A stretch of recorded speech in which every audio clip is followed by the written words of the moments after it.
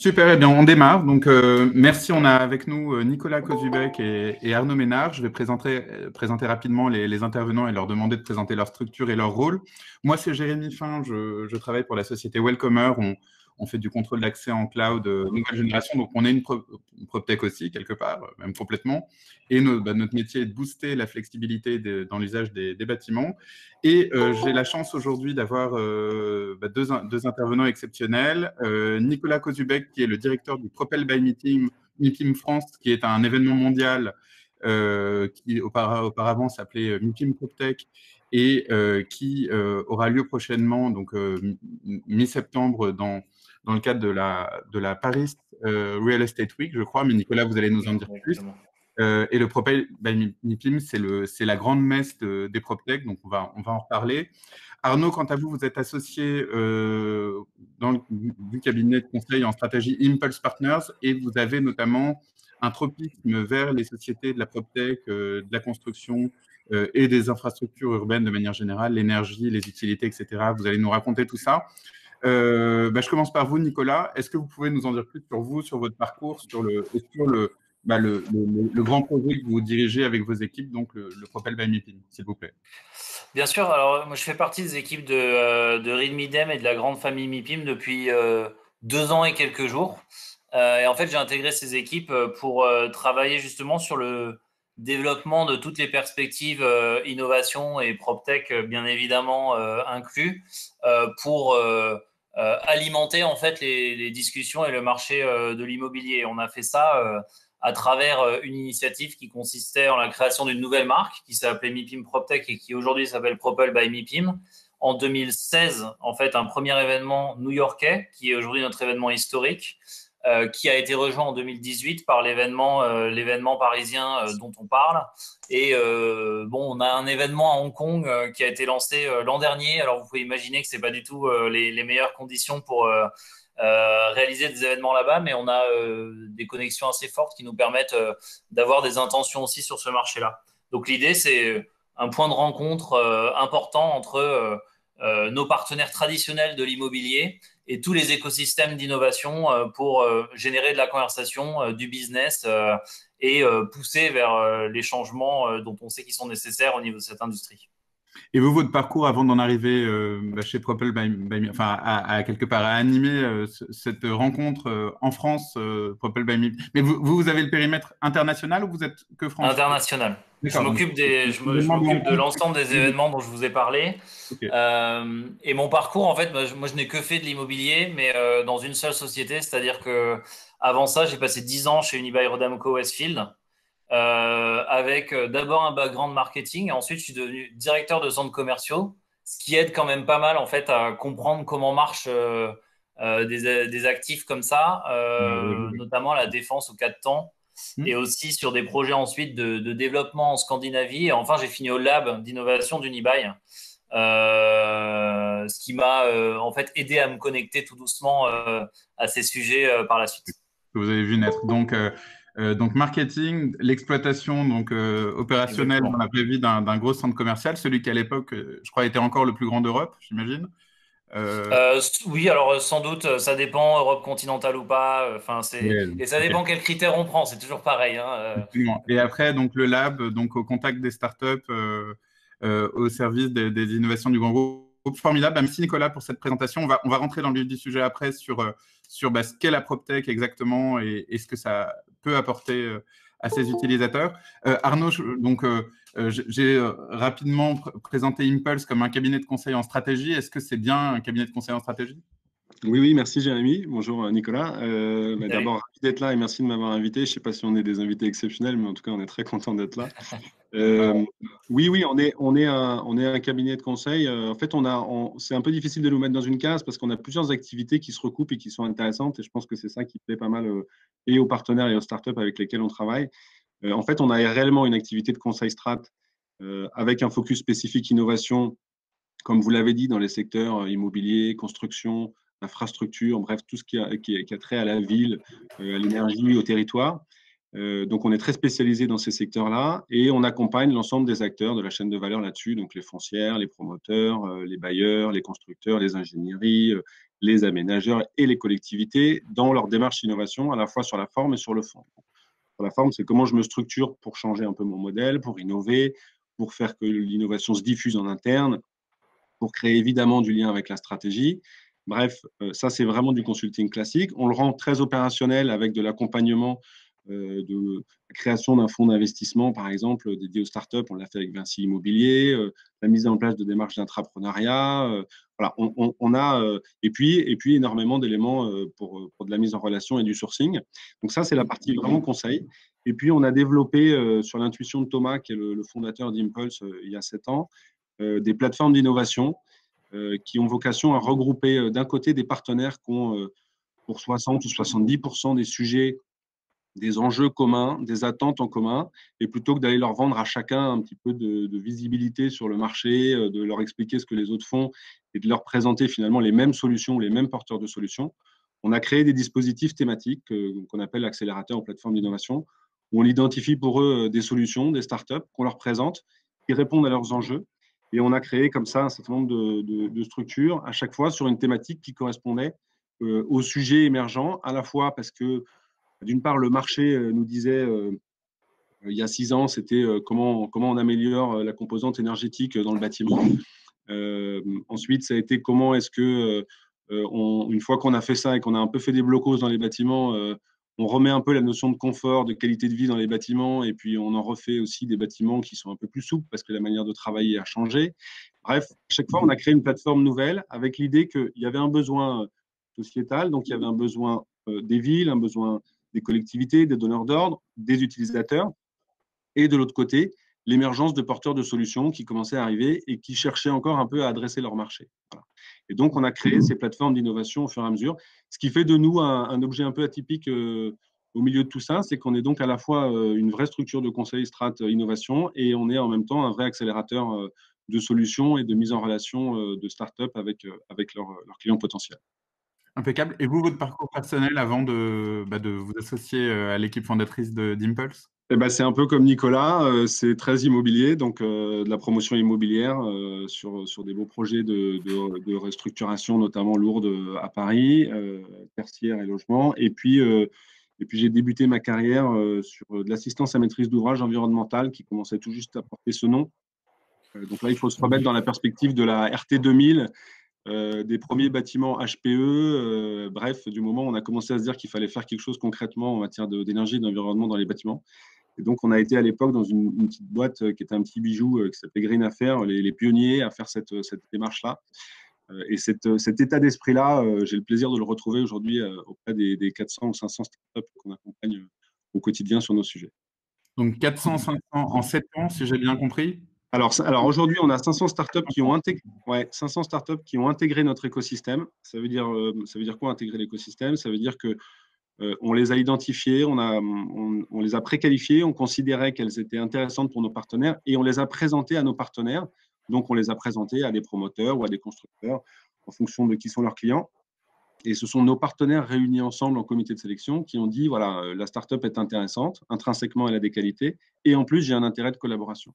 Et donc, à partir du moment où elles sont passées par le tamis de ce comité de sélection, elles intègrent notre écosystème. Et nous, notre job après, c'est de faire en sorte que nos clients et nos partenaires puissent plus facilement collaborer avec elles. Donc, ça veut dire quand même, c'est intéressant, 500 startups ont été validées ou prévalidées au moins dans l'intention par le marché. C'est très important.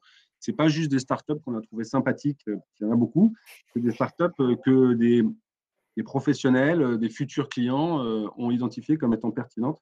Donc, ça veut dire que pour en avoir 500 aujourd'hui, on a dû en screener peut-être 3000, on en a présenté peut-être 800 à nos partenaires et on en a fait intégrer 500.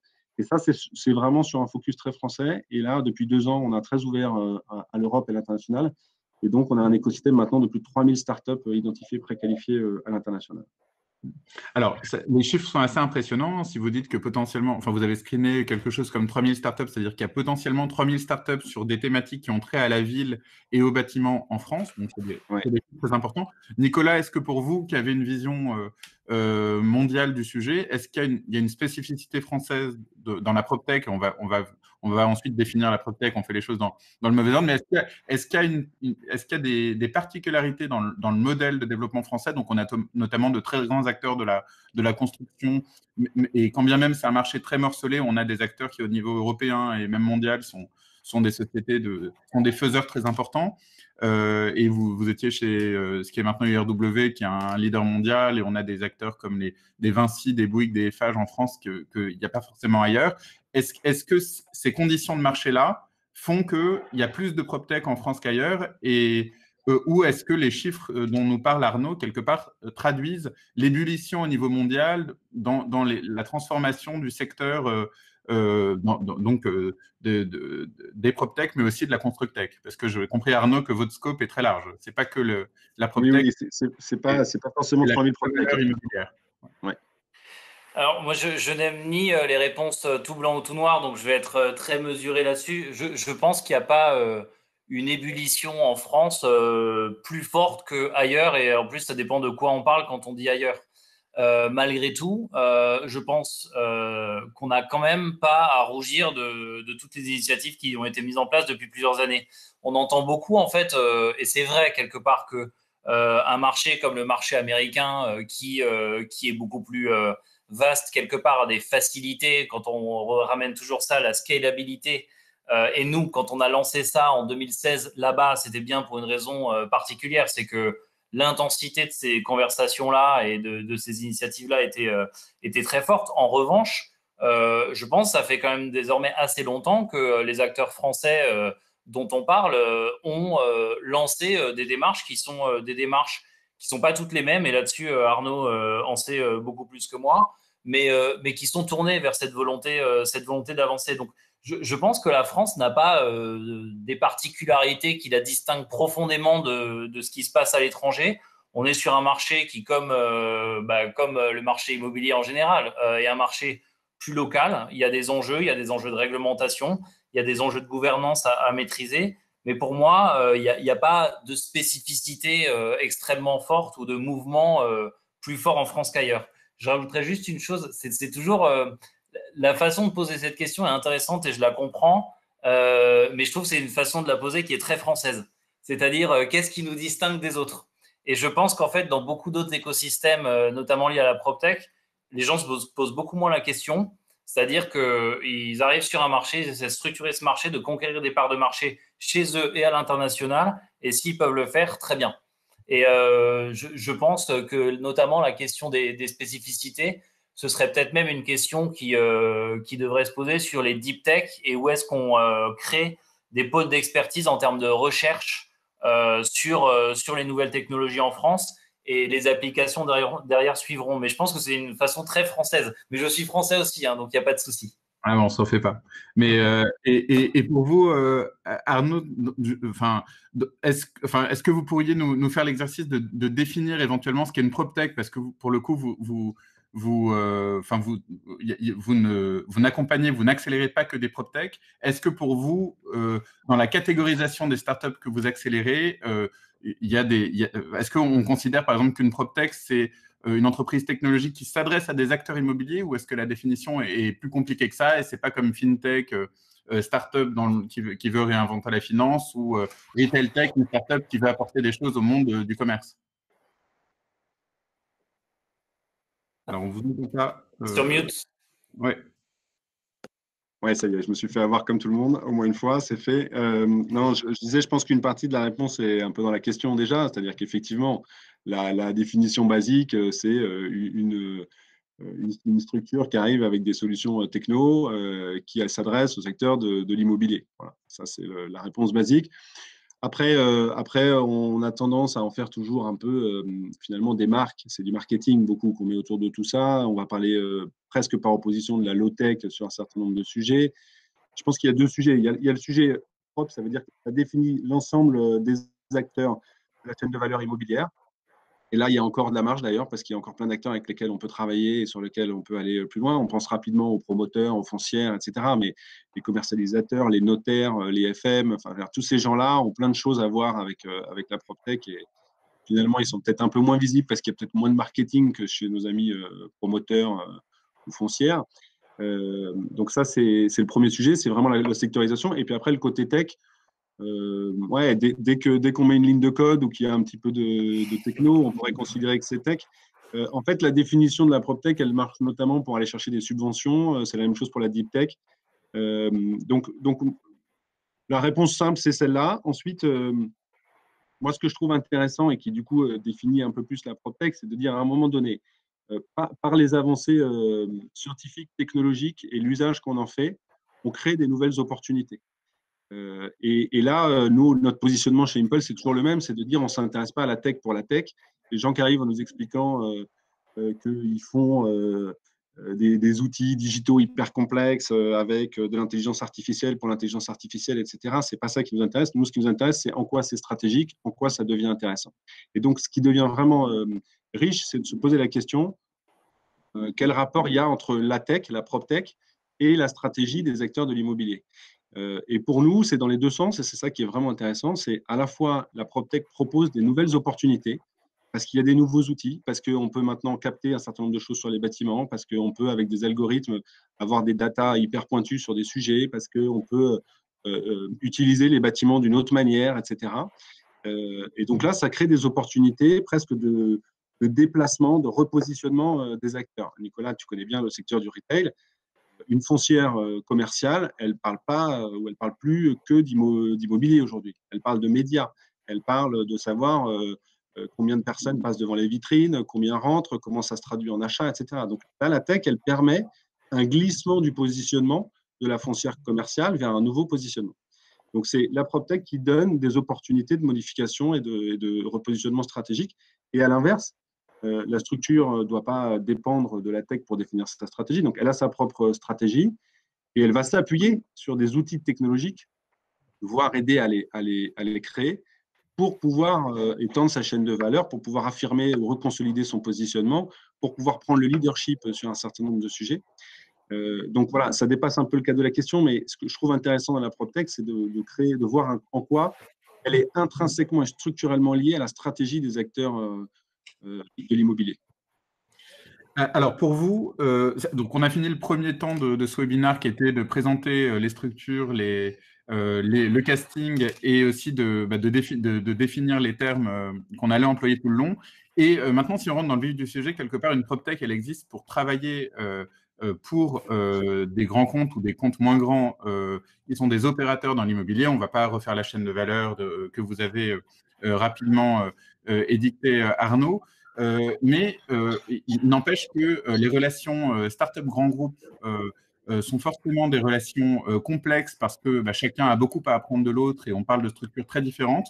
Vous, Nicolas, quel conseil donneriez-vous à une start-up qui veut se rendre visible des personnes au sein de donneurs d'ordre qui voudraient intégrer de l'innovation et l'embarquer pas que dans des POC, mais dans l'exploitation au quotidien, dans le cœur de métier? Je pense que la réponse va forcément évoluer avec tout ce qui est en train de se passer. Mais de façon générale, il ne faut pas négliger ou sous-estimer le fait que c'est plus complexe qu'une simple relation acheteur-vendeur. Donc, c'est bien de vendre un produit, c'est bien de l'acheter, il y a rien de mal à ça. Mais comme le disait Arnaud, quand on relie ça à quelque part ce que cherche à atteindre comme objectif une entreprise, comment même elle cherche à se définir, on est sur des questions de conduite du changement, on est sur des questions de gestion des talents et de la capacité à quelque part adopter des solutions. Et comme dans toute situation, il y a un terrain qu'il faut arriver à comprendre.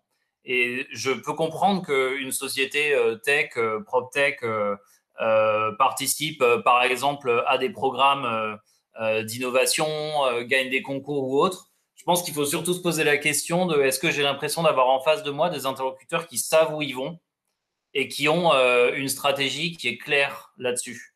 Parce que sinon, le risque est potentiellement de perdre du temps à vouloir un petit peu butiner partout et à vouloir un petit peu trop répondre à des inputs qui manquent parfois derrière de stratégie.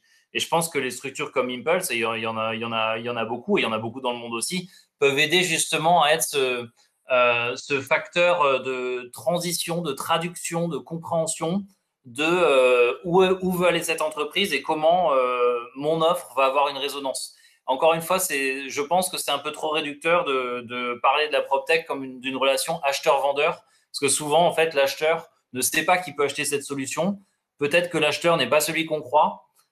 Et dans ce cas-là, il y a cette complexité à réussir à comprendre pour aboutir à une forme de succès. Ok, donc pour vous, le conseil, si j'essaie de synthétiser, c'est que la startup en tant que telle ne considère pas son échange avec un tiers que comme une relation de vente, mais potentiellement comme l'établissement d'un lien de confiance qui créera les conditions plus tard, éventuellement, d'une transaction. Oui, et comprennent que ça dépasse uniquement cette partie très transactionnelle qui évidemment existe malgré tout. Ok, donc la dimension communautaire, très bien. Et pour vous, Arnaud, sur la même question, quels conseils donnez-vous de manière générale, alors même si le conseil s'adaptera sans doute à la situation particulière, mais quel est le conseil qui revient souvent quand une équipe vous dit, bah, nous, on a du mal à se rendre visible sur notre marché? Ouais, s'ils ont du mal à se rendre visibles sur leur marché, la première chose, c'est de venir nous voir parce que ça peut faciliter les choses. Non, non, mais très sérieusement, je pense qu'il y a deux sujets. Il y a intrinsèquement, la startup a une nécessité d'éducation de son marché. Elle doit aider son marché à arriver à maturité. Et donc, c'est un jeu un peu double, c'est-à-dire vous êtes à la fois dans une situation d'acculturer vos interlocuteurs, de leur faire comprendre, de les faire progresser dans la réflexion, et en même temps de vendre. Donc, tout ça, en t'écoutant, Nicolas, il y a une image qui m'est venue. Alors, bon, ça vaut ce que ça vaut, mais c'est un peu l'idée de. On n'est pas juste en train de faire le plein à l'arrêt, en fait. On est en train de faire le plein en roulant. C'est-à-dire que vous avez à la fois, votre interlocuteur qui est en train de changer, qui est en train d'évoluer, qui est en train de comprendre différemment l'angle et le marché dont on parle. Donc, votre client est en train d'évoluer et vous êtes en train de l'aider à évoluer. Et vous, vous êtes aussi en mouvement. Et entre le moment où vous commencez à discuter et le moment où vous allez contractualiser, tout le monde aura avancé. Donc, la difficulté, c'est comment est-ce qu'on avance ensemble, comment est-ce que, alors qu'on n'est pas exactement au même endroit au départ, et c'est bien tout l'intérêt de travailler avec une PropTech, c'est de pas être exactement au même endroit, sinon on prend un prêt de classique et puis on tourne. On arrive à mettre de la perspective tout de suite dans l'échange, et comment est-ce qu'on arrive à faire comprendre très vite au client qu'on va l'aider à aller à ce point B dans lequel c'est intéressant, qu'il connaît peut-être même pas encore et qu'on connaît peut-être même pas encore. Et la difficulté, les deux autres difficultés pour les startups, c'est que il faut que vous arriviez avec un produit qui est quand même à peu près ficelé, qui est quelque chose d'assez abouti, qui soit suffisamment sérieux et crédible pour être entendu. Et en même temps, en face de vous, vous avez quelqu'un qui, lui, ne sait pas exactement où il fait, qui n'a pas forcément le bon modèle économique, les bons services achats, le bon sujet. Juridiquement, il y a peut-être des choses qu'il faut encore lever. Donc, vous êtes dans une schizophrénie de devoir à la fois le conseiller, le faire avancer dedans et en même temps lui donner l'impression que c'est hyper packagé, hyper carré. Il faut que vous soyez capable de vous remettre en question tout en étant assez solide sur un certain nombre de bases, parce que si vous écoutiez tous vos clients, vous auriez 18 projets à la fin de la semaine différents et il n'y en aurait peut-être aucun qui tient la route. Donc ça, c'est une vraie difficulté. Et là, je rejoins tout à fait ce que dit Nicolas, il faut tout de suite se mettre autour de la table. En fait, c'est un projet en soi que de lancer une vraie collaboration avec la perspective d'un déploiement plus large, etc. Ce n'est pas juste une réunion commerciale, entre guillemets. Et puis après, l'autre enjeu, mais ça, c'est aussi pour le coup non pas intrinsèque aux startups, mais plutôt aux grands groupes, c'est qui prend la décision et qui y a dans la chaîne de décision. C'est-à-dire que vous allez peut-être être très performant pour convaincre les équipes techniques, vous allez peut-être réussir à convaincre le directeur innovation, mais opérationnellement, en fait, ça pose une question ou juridiquement, ça pose une question. Donc, vous avez systématiquement 4-5 interlocuteurs qui sont incontournables, dont au moins un est décideur réel et les autres sont minima des empêcheurs de tourner en rond potentiels ou des difficultés qu'il faut lever. Donc, tout ça, ça se travaille. On a mis en place, nous, un sujet, alors là, c'est plutôt pour accompagner nos clients partenaires, de ce qu'on a appelé une forme de due deal sur le format de la due deal investissement, mais due deal collaboration. C'est-à-dire, dès le début, on prend le temps de regarder assez méthodologiquement, hein, presque scolairement en radar, les sujets juridiques, économiques, techno, en lien avec les ERP, etc. Et on voit tout de suite les points sur lesquels il va falloir travailler ensemble et les points sur lesquels on est déjà à la bonne maturité. Très intéressant. Et dans ce cadre-là, quels sont pour vous, enfin, on connaît tous la situation dans un grand groupe ou chez un donneur d'ordre où il y a quelques champions qui veulent s'ouvrir vers l'extérieur, travailler avec des startups ou de belles PME, plutôt que d'essayer de faire en interne, de réaliser en interne des projets qui sont en dehors du cœur de métier de l'entreprise.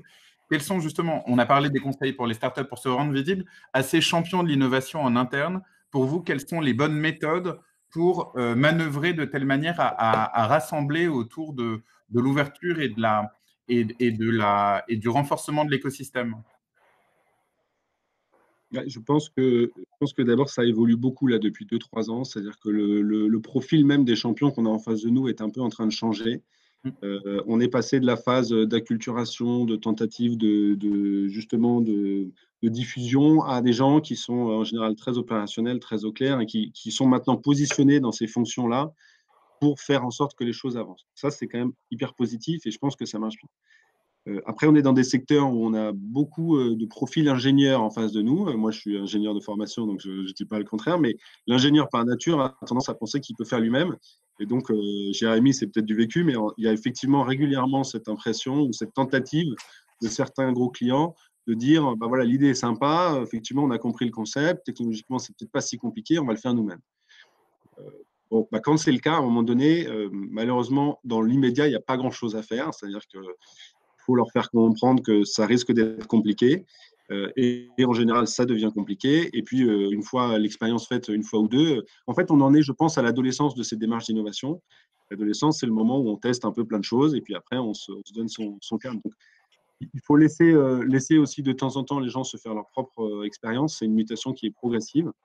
Par contre, ce qui est aussi difficile, c'est que, alors là, pour le coup, je vais un peu aller dans l'idée d'un modèle un peu français différent d'autres, mais en France, on a une tendance à dire donne-moi tes références, je te dirai qui tu es. Et c'est vrai que pour le monde des startups, c'est pas évident, quoi. Parce qu'en fait, vous n'en avez pas 50. Donc l'effet de levier immédiat, dès que vous avez réussi avec un grand compte à passer un certain nombre d'étapes, on s'en aperçoit, va assez vite quand même pour être en capacité de convaincre.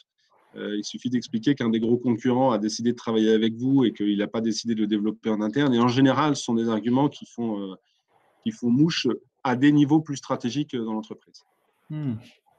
Et vous, Nicolas, dans les besoins que vous observez du côté des donneurs d'ordre que vous allez faire venir sur le Propel by MIPIM, est-ce que la crise sanitaire que l'on traverse bouleverse ces recherches ou en quoi ça les modifie? Est-ce que vous avez des nouvelles demandes en septembre 2020 que vous n'aviez pas du tout en février, par exemple? Je pense que c'est un peu trop tôt pour en tirer des conclusions parce que, à mon avis, beaucoup d'entreprises cherchent un peu la nouvelle voie qui va les porter à moyen terme et l'innovation va forcément s'inscrire dedans. Euh, J'aurais tendance à dire que, il va y avoir peut-être la fin des expérimentations pour expérimenter, ou en tout cas, ça va être un peu plus mesuré. À une époque, voilà, on se plaisait à dire que même dans le CAC 40, je crois qu'il y avait 38 entreprises qui avaient un lab. Bon, et la vraie question, c'est qu'est-ce qu'on fait dans le lab finalement, et quel est le retour d'expérience qu'on tire de tout ça. Donc, moi, je vois, encore une fois à confirmer, une tendance à aller plus rapidement sur l'adoption d'une solution qui va résoudre un problème identifié comme un problème important. Et donc peut-être un enjeu pour les plus early stage à rapidement finalement monter en compétences et avoir une solution qui soit adaptable sans trop de complications. Donc j'aurais tendance à dire on va vouloir réduire le temps d'expérimentation sur des problématiques identifiées comme urgentes et importantes. Peut-être donc, que la crise va… ROI, c'est ça ce que vous dites? Voilà. Et le deuxième aspect, mais qui rejoint un peu ce que disait Arnaud, alors s'il y a une spécificité française, c'est très culturel finalement, c'est autour des démarches de recrutement. Alors je pense et j'aimerais que les entreprises sur les bons services, et Arnaud en citait pas mal et ils sont nombreux, commence à se dire, mon prochain recrutement, est-ce que je recrute une personne qui va être capable d'intégrer les innovations, qui va être branchée sur ce type de sujet? Parce que si ce n'est pas le cas, je pense que c'est une occasion de perdue. Et même nous, en tant qu'organisateurs d'événements, on se pose ce type de questions et j'imagine que tout le monde se les pose avec tout ce qui s'est passé. C'est dans mes compétences d'entreprise et dans mes services clés où est-ce que j'intègre des gens qui vont être capables de porter de la digitalisation.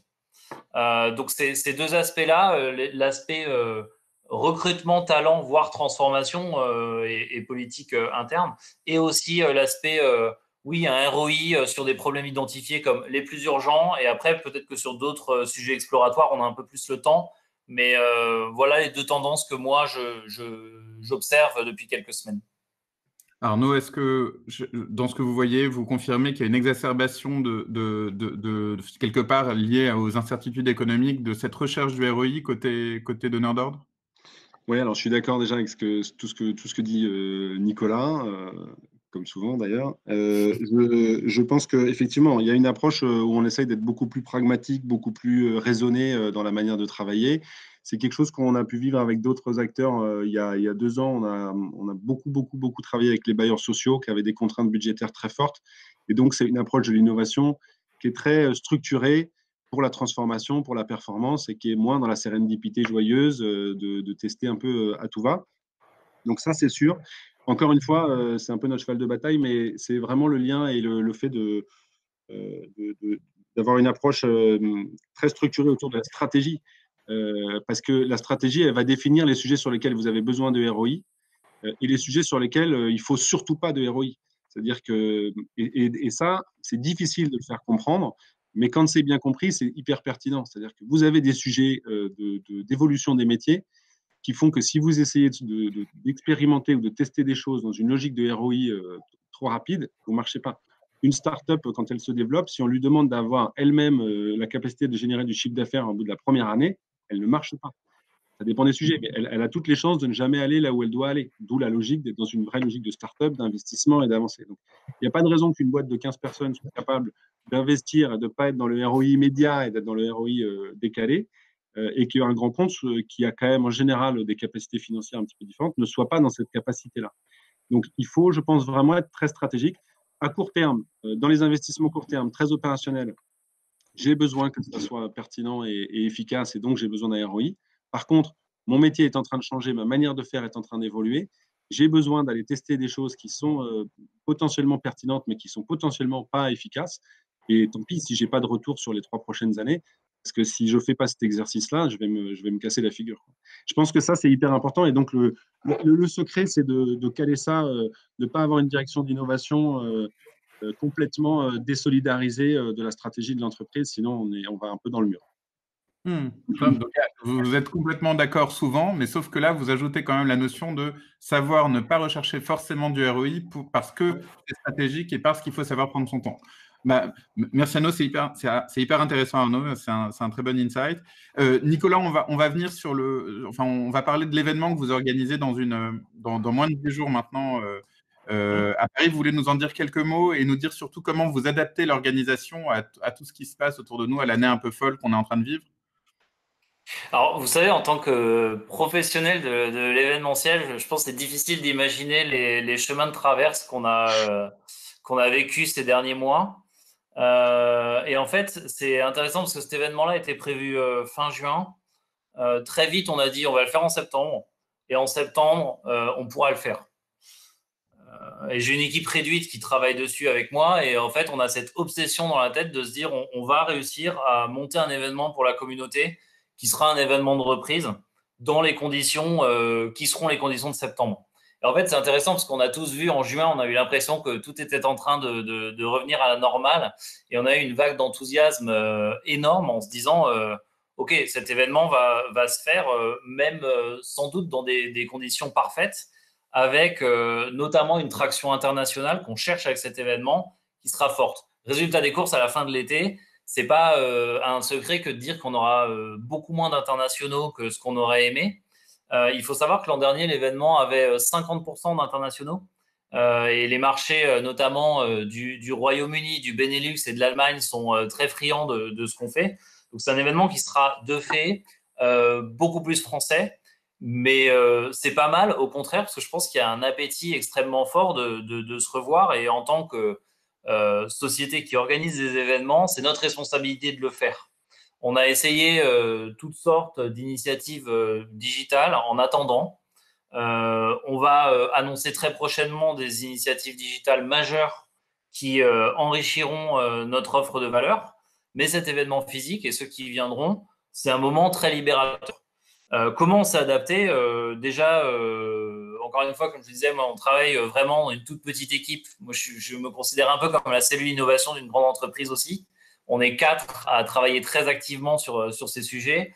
Donc, on a dû s'adapter à peu près 150 fois, changer notre fusil d'épaule en fonction des exhibiteurs, des exposants qui confirment, qui finalement peuvent venir, pas venir, en fonction de est-ce que c'est un événement plutôt français ou international, est-ce que des speakers internationaux ont leur place, est-ce qu'on arrive à produire du live stream, est-ce qu'on arrive à produire des conférences en duplex? La réponse est oui pour les deux. Donc, on a des speakers internationaux de loin, donc on doit travailler sur la production. On a dû changer en fait énormément de façon de faire. Et après, je le dis comme une évidence, mais ça ne l'est pas.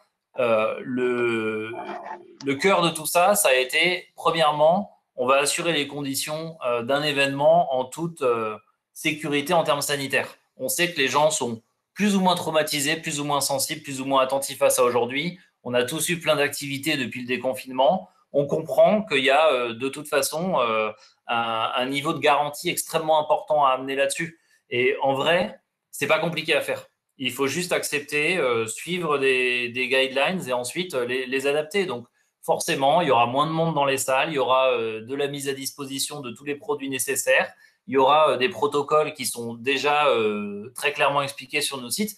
En fait, c'est rien de dramatique. On n'est pas dans ce cadre-là différent, pour moi en tout cas, d'un restaurateur, d'un musée ou autre. Notre responsabilité en tant que société professionnelle, c'est de faire advenir les bonnes conditions. Donc, on va le faire. Et on en sera tous finalement soulagés parce qu'on se rendra compte que oui, un événement B2B peut aussi avoir lieu dans cette situation-là. Et on jettera finalement des jalons d'avenir sur la façon dont on les réalise. Et ça servira à tout le monde, je pense. Donc, retour d'expérience, sans forcément attendre de ROI, mais pour apprendre, pour s'adapter pour le futur, pour reboucler avec l'insight d'Arnaud juste avant. Notre métier, c'est de faire du ROI quand même, hein, je vous rassure. J'espère aussi, mais c'était pour détendre C'est le meilleur moment où apprendre. le final de l'organisation dans lequel vous êtes en train de rentrer, qui doit être forcément pressurisant. On va passer aux questions des participants qui ont eu la gentillesse et qui nous ont fait l'amitié d'être là. Donc, vous pouvez soit désactiver vous-même vos micros et poser vos questions, utiliser le chat.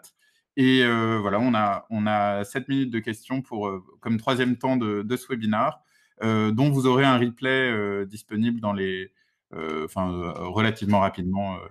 J'espère. Voilà, si vous avez des questions, il y a Soraya, Déborah, Ghezal, Anne, Patrick et d'autres, n'hésitez pas. Vos intervenants sont là pour vous.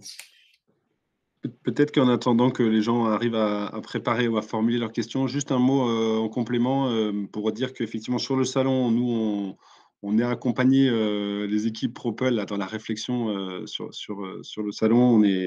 On a cru depuis des semaines que le salon allait être maintenu et on est ravis de voir que ça a bien fonctionné et que l'engagement de l'équipe de Nicolas a tenu. On y sera présent, nous, effectivement, avec 5 startups et 4 intrapreneurs. C'est un peu une nouveauté cette année. On a voulu, et c'est en lien avec tout ce qu'on s'est dit jusqu'à présent, montrer que l'innovation, c'était à la fois des startups, mais c'était aussi en interne des entreprises. Et donc, on aura 2 startups du programme d'entrepreneuriat, du Startup Studio de Nexity, et 2 startups du programme de la plateforme prospective Léonard du groupe Vinci, qui sont donc des intrapreneurs, les 4. Et puis, on aura deux moments de présentation, une table ronde sur l'intrapreneuriat précisément, et une présentation d'une étude qu'on a appelée Innovation So What, qui fait tout à fait le lien avec ce qu'on s'est dit jusqu'ici. On a interrogé, alors du coup, cette année avec un focus très français, avec l'objectif de l'ouvrir international pour les sessions suivantes, entre 15 et 20 gros acteurs de l'immobilier sur justement où est-ce qu'ils en étaient de leur démarche d'innovation, quels étaient les points de difficulté, quelles étaient leurs perspectives dans les prochaines années, quels étaient leurs budgets. Donc, il y a quelques éléments de conclusion intéressantes et on se dit même que ça vaudra le coup de le poursuivre au-delà du salon, cette étude, pour lui redonner encore un peu plus d'ampleur. Voilà. Donc, j'ai déjà pris 3 minutes des questions-réponses. Sans question. D'autant plus qu'on n'en a pas, donc c'est que tout était parfaitement clair. Je voulais vous dire, Nicolas, déjà, au plaisir avec Arnaud de vous rencontrer physiquement pour se faire le check en coude.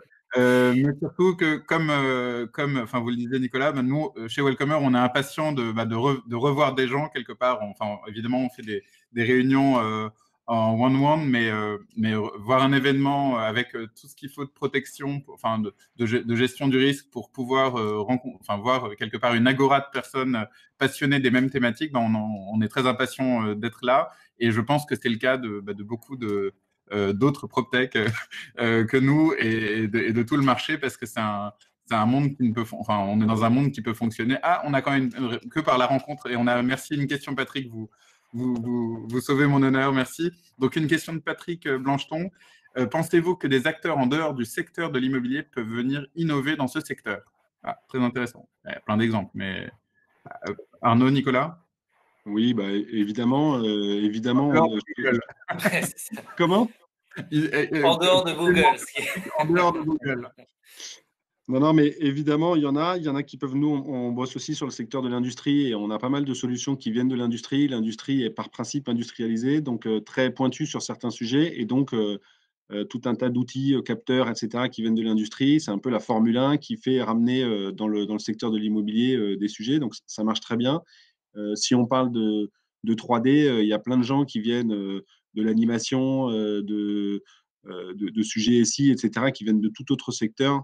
Si on parle du retail, ça peut venir des médias, etc. Donc effectivement, oui, au contraire, c'est tout l'intérêt de venir piocher. Et je pense que les startups ont bien compris en recrutant ou en ayant dans leurs équipes des gens qui parfois ne viennent pas du tout du secteur immobilier et qui apportent une vraie compétence d'autres secteurs. Alors, Patrick, si vous voulez préciser, prendre la parole, vous pouvez, mais je lis votre texte. Patrick précise, je pensais à des acteurs spécialistes de la gestion des connaissances et de l'information, donc dans le traitement de la data. Voilà. J'ai pris, je ne sais pas si vous m'entendez, j'ai pris le... Bien vous sûr, m'entendez ou pas? Oui, très bien. Bonjour. Je me suis permis, en fait, ça fait 5 ou 10 ans que je suis dans le secteur de l'innovation et j'ai adressé un secteur qui s'appelait l'immobilier et plus particulièrement la construction. Mon expertise, ou en tout cas mon expérience, mon observation sur la chaîne de valeur, c'est que comme partout dans le monde de l'économie et de l'organisation humaine, tout ça est régi par la non-information, la désinformation ou l'asymétrie d'information. Je m'explique. Aujourd'hui, ça fait 5 ans qu'on essaie d'intégrer, alors avec un succès mitigé, les technologies BIM dans le processus de design and build. Le DFME commence à arriver, le digital twin est un sujet d'actualité. Tout ça se résume par une notion qui est la transparence et la confiance. D'où mon raisonnement sur le management de l'information issu de l'exploitation des data. Et par exemple, est-ce qu'une société comme Bloomberg peut intervenir sur l'apport en information dans une logique de management de l'immobilier et de la PropTech? Voilà, c'est autrement dit, est-ce que faire des POC-land avec des industriels issus du secteur de la construction et de l'immobilier peut servir à innover dans un secteur de l'immobilier qui n'arrive pas à produire un bâtiment bien manufacturé, bien exploité à 5 000 € du mètre carré à Paris? Juste un commentaire, moi je suis tout à fait d'accord. Et de façon générale, quand on dit à quoi va servir la PropTech, les poncifs, mais qui sont vrais finalement, c'est plus de transparence, de la désintermédiation et même transformer l'immobilier en actif liquide. Donc on est d'accord sur le fait que il y a des aspects de manque de transparence qui font partie en tout cas des enjeux à potentiellement adresser. Je sais pas, après, je prends un exemple, un Priceable, ce qu'ils font avec les datas qui sont accessibles aujourd'hui commence à être intéressant. Alors après, est-ce que c'est suffisamment structurel pour l'instant? Je ne sais pas. Mais c'est ceux qui contrôlent les données qui finalement vont pouvoir avoir un impact là-dessus. Mais je ne sais pas si on va résoudre ça à très court terme. Les nouveaux entrants, alors Google, en l'occurrence, moi j'ai beaucoup de conversations avec Sidewalk Labs dans le cadre de nos projets américains. Forcément, ils entrent sur ce marché. Donc, en dehors de Google, oui, il faudrait bien réussir à construire des cas consistants, surtout en Europe. Ouais, quand on parle de Sidewalk Labs et de Google, hein, enfin, moi, je suis allé à plusieurs conférences où je suis dans ce milieu-là depuis un certain niveau. Hein, c'est Google m'a tué, quoi. C'est-à-dire que, enfin, je veux dire, Toronto, enfin, les pressions politiques, Bien sûr. sociétales, des acteurs qui sont sur la chaîne de valeur font que même Google hein, dit c'est bon, je vais splitter l'ensemble de mes innovations en différentes startups pour impacter le marché. Mais je n'irai plus me battre face à des collectivités qui sont instrumentalisées par les grands Big Five du secteur pour pouvoir pas innover sur la façon de produire un actif immobilier. Dernier exemple, j'ai participé en tant que Chief Digital Officer, enfin en tout cas c'était le poste qu'on avait avec des computational designers sur un projet pour 33 000 m² en région, un programme issu d'un aménageur très innovant, voulant de l'innovation à tous les niveaux, voulant du digital à tous les niveaux, avec des contraintes du PLU extraordinaires, tout ça avec un prix marché à 5 000 € du mètre carré. Les promoteurs immobiliers disent on ne sait pas faire, quoi. Le théorie n'y est pas, on ne sait pas faire de l'usage. Le DFME, tout le monde nous en parle, mais dans la réalité, ça n'existe pas. Les architectes sont très frileux. Enfin, toutes les raisons sont réunies pour que ça n'advienne jamais. Et même quand Google essaie, ça n'advient pas parce qu'il y a des pressions politiques. Voilà, donc d'où ma question. Est-ce que l'innovation, est-ce que vous avez prévu chez PropTel by MIPIM un environnement où d'autres acteurs économiques venant de secteurs totalement des barbares, hein, qui ne viennent pas de ce secteur d'activité, pourraient apporter de la transparence dans une chaîne de valeur qui n'en a pas Ouais. Je pense que c'est un Alors, très bon sujet de conférence à proposer à Propel by MIPIM pour l'année prochaine, parce que j'imagine que le programme est bouclé pour cette non, année. alors, Ce serait, Patrick, je pense que ce serait un excellent sujet. Est-ce que les je barbares… vais donner un tout petit bout de réponse et après je vais laisser Arnaud s'exprimer là-dessus parce que je suis sûr qu'il a des choses à dire là-dessus. En tout cas, sur notre événement, c'est une des raisons pour laquelle on a décidé d'arrêter de s'appeler PropTech et de mettre MIPIM trop en avant. Parce qu'en fait, ce qu'on a envie, et Arnaud parlait de sérendipité tout à l'heure, c'est de dire, OK, le marché immobilier est notre marché historique. Et on va parler d'environnement urbain, c'est-à-dire toutes les parties prenantes qui peuvent avoir un impact de façon directe ou indirecte sur la façon dont cette industrie fonctionne. Et notamment, alors bien évidemment, là, dans une semaine, c'est beaucoup plus difficile que dans un an parce qu'on se resserre autour de notre cœur de marché pour un événement de relance et c'est tout à fait normal. Mais dans les perspectives, c'est évidemment d'en faire un événement qui soit plug and play pour d'autres entrants et aussi pour d'autres industries qui seront capables d'expliquer quelle situation elles ont vécues, comment elles les ont adressées, dépassées, surmontées pour créer en fait une dynamique au moins de conversation sur ces sujets-là qui sont mentionnés. Parce que effectivement, si c'est l'immobilier, parle à l'immobilier avec trop peu de place à des regards extérieurs, on sait que ça peut atteindre certaines limites. Oui, peut-être juste en un mot, mais je ne sais pas trop quoi penser, moi, réellement, du fantasme ou de la théorie du barbare issu d'un autre secteur qui arrive et qui viendrait remodifier tout. Je pense qu'il y a beaucoup de paramètres en jeu et il y a des temps qui ne sont pas les mêmes. Il y a des temps technologiques qui peuvent aller très vite. Il y a des temps business qui peuvent s'accélérer, mais qui peuvent aussi être très lents en réalité, contrairement à ce qu'on peut penser. Il y a des temps humains, réglementaires, culturels qui sont très longs.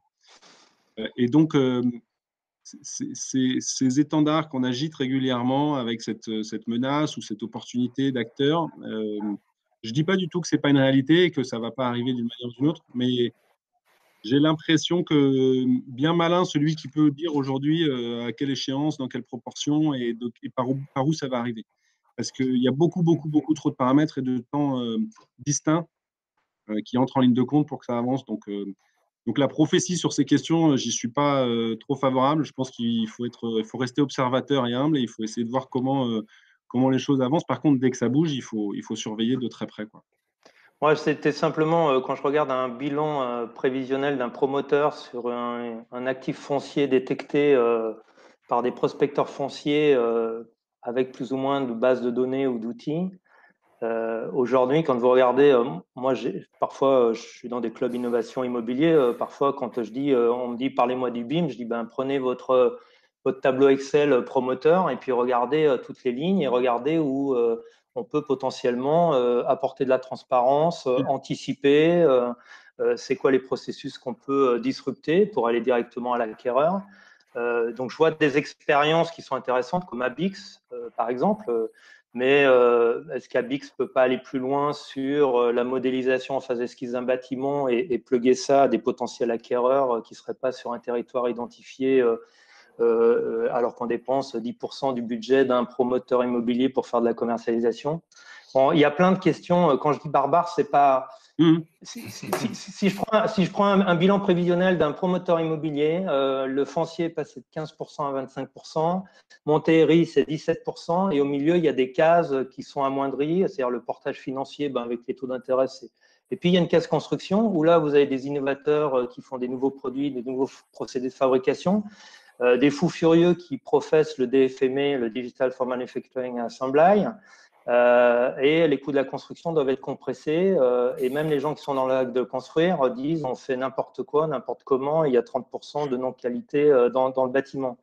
Moi, je vous parle de professionnels.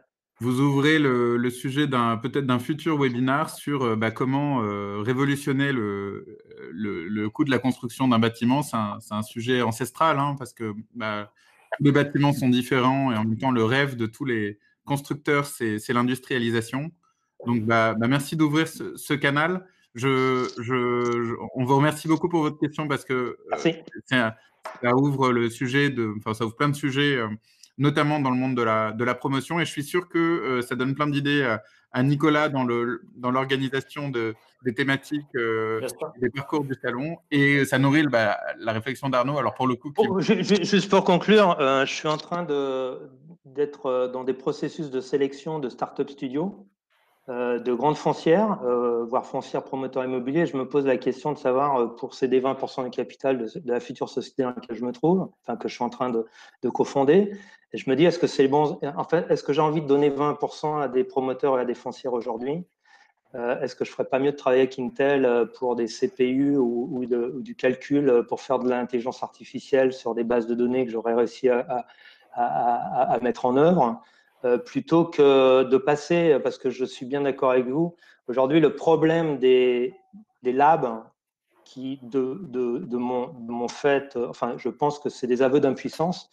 Les labs sont une couche applicative qui n'arrive pas à s'ancrer dans les directions opérationnelles. Aujourd'hui, les discussions que je peux avoir avec les startup studios de grandes foncières, c'est qu'ils me disent attention, c'est que vos idées doivent germer dans les idées opérationnelles des directeurs de programme immobilier.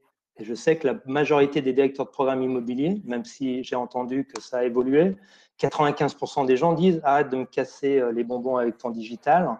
Ce que je veux, c'est 17% de TRI, réduire mon risque et livrer mon bâtiment en temps et en heure voulu. Comment je fais? Il y a plein de solutions.